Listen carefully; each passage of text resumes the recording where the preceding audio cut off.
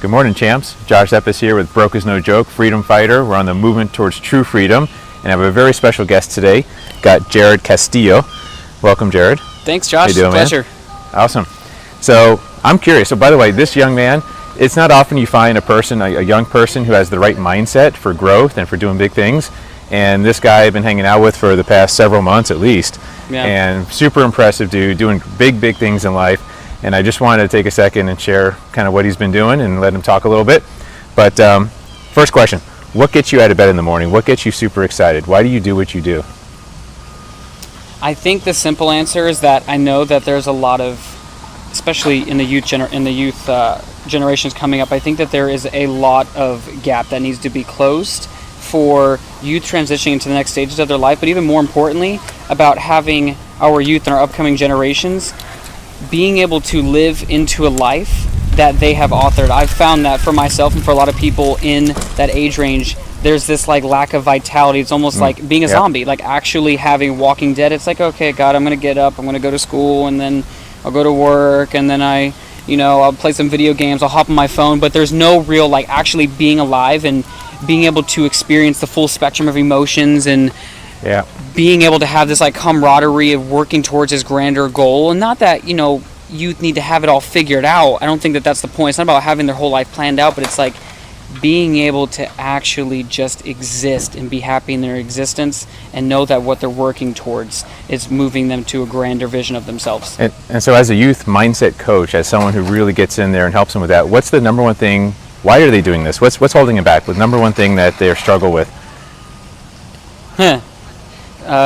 What's keeping them there? This isn't an easy one, and that's because it's going to be a hard pill to swallow for some. I think it's just societal expectations and parents. Okay.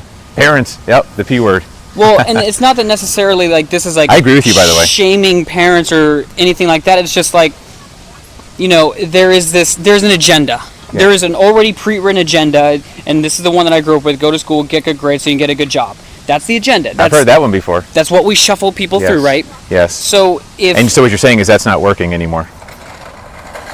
Proof is in the pudding. I mean, just look at the pudding. Just, Amen. If youth were so happy about their lives and so engaged about their life, if this generation is so engaged, then why is that any waking moment that they're not doing something they have to do, whether schoolwork, whatever, they're just plugged into their devices? They're not even looking at each other or their parents when they're out eating dinner. They're just here.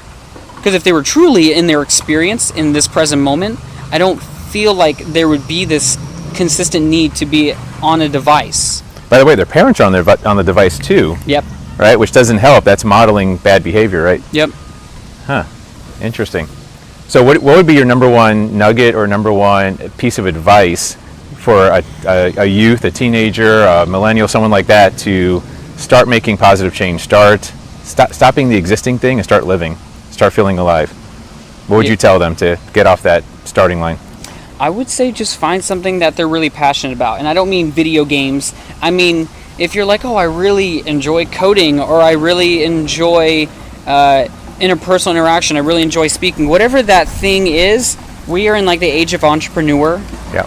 So being that we're in the age of entrepreneur, it's, in my opinion, it's about taking something and just going and doing the best you can. So if you're in school, instead of having your free time just, swiping through social media, what if you were using social media? What if you were using YouTube, Instagram, Twitter, Facebook, instead of just being a passive consumer, being a zombie?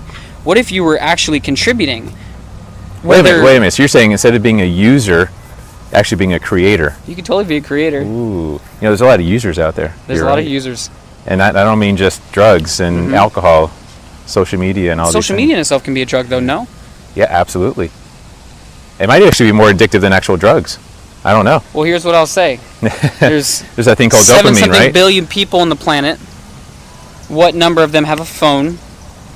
And what number of them inside of the context of a phone or some kind of device have social media? It's more accessible, and it's not illegal. So...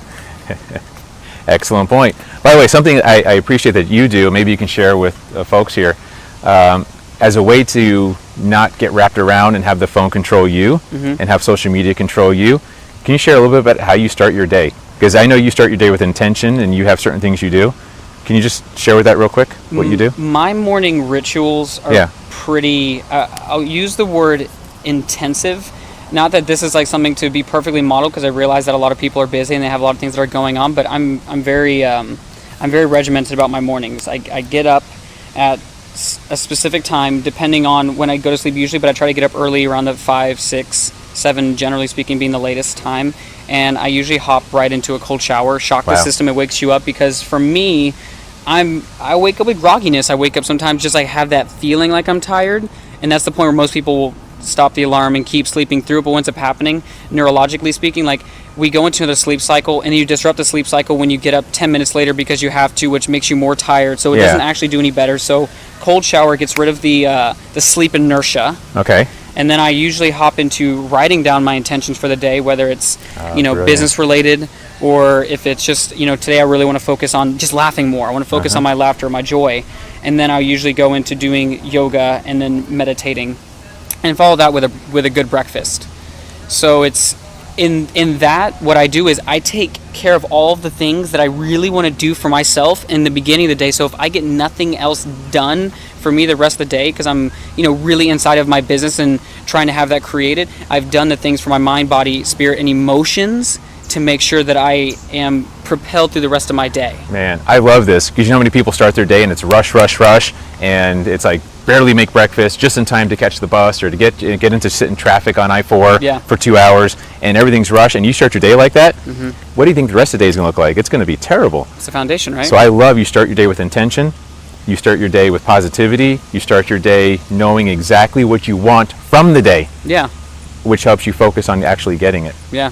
Dude, that is, if only people would just understand that and please try it out. In fact, don't do everything he says if you don't need to. Just take one thing. Take one little nugget, guys. Take that cold shower or have that breakfast that you don't have anymore, and make that.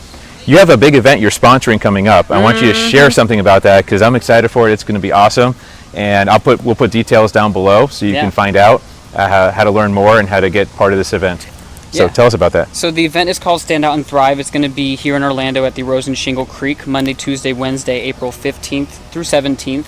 I actually attended the event last year, and this is actually the event that was the catalyst for me taking my business from like it was existing and not doing a whole lot to I am now projected to do just some really amazing things, like beyond like the actual income aspect, but like being able to impact youth. Yep. There was there's expert level on training, on marketing, on how to create an influence and have a stand and a movement that is truly going to impact the way in which we live our lives for the better.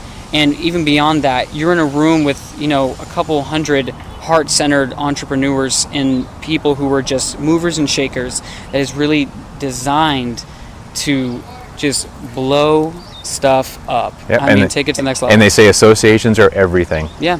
So if you're going to surround yourself with anyone, why not surround yourself with successful people, happy people, wealthy people, if that's what you want? Yeah. Unless you want to be unhappy, broke, and miserable. And that's okay too. Yeah, that's okay. Then you can as long as you're watch choosing TV. it. You can watch TV and the news for that.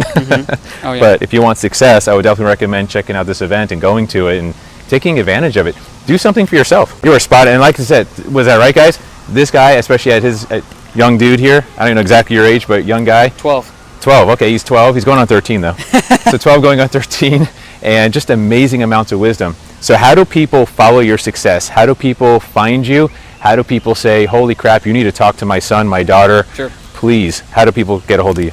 Yeah, so even beyond my success, I really want to get this. This is about our success. Well, of course. As a whole. Of course. Your success, my success, our youth, just living good lives, man. Yeah. Being successful in your own definition of success. It's not about my definition. It's not about your definition. It's about whatever really just like makes you feel alive, people. Yeah.